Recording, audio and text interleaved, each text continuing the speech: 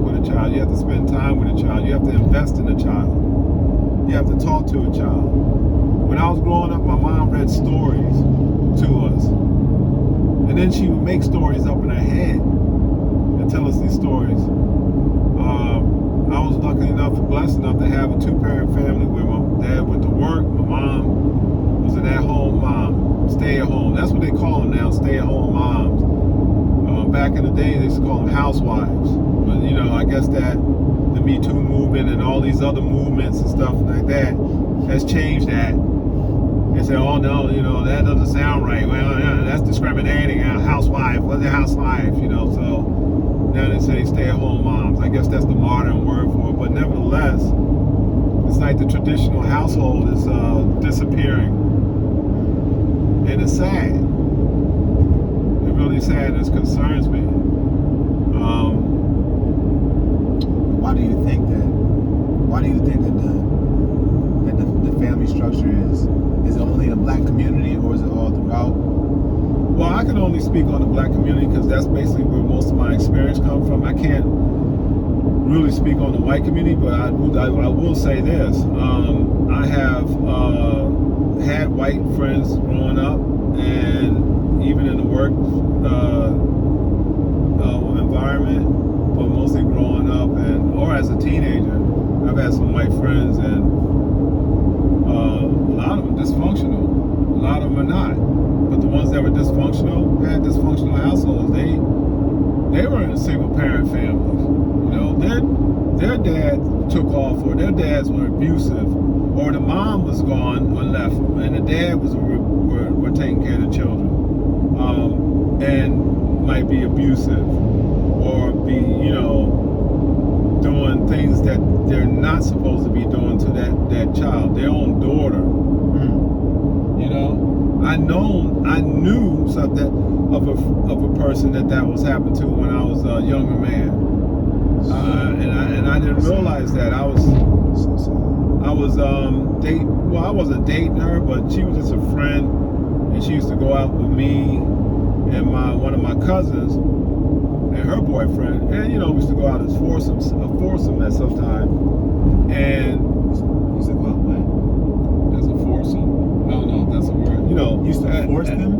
we used to go a four of us. Oh, I don't know, is that a word, foursome? Anyway, I just made up a word, didn't I? Okay, anyway. like a threesome and a foursome? Yeah, a threesome, and I said a foursome. I know, you know. Yeah, to be honest, threesome is used for something else. Oh, well. Anyway, go ahead. Well, my mind is not there, like, in that area, like, you know, since you brought it there. But anyway, we used to go by and pick her up, and her dad, we thought it was strange because her mom had left her dad, and it was just her and her brother living with her dad. She at the time was 16. I was 17. You know, my cousin was like around the same age as her and her boyfriend stuff. And her dad used to come to the door with us when we used to go pick her up.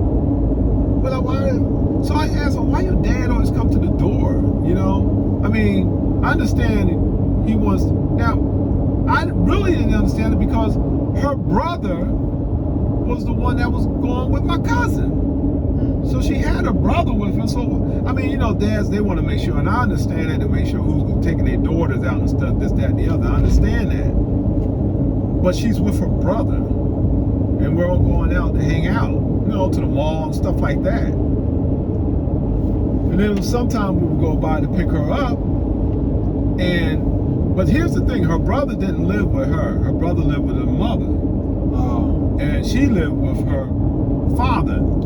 And found out that her father had, you know, when the mother left, he begged her not to leave for her not to leave.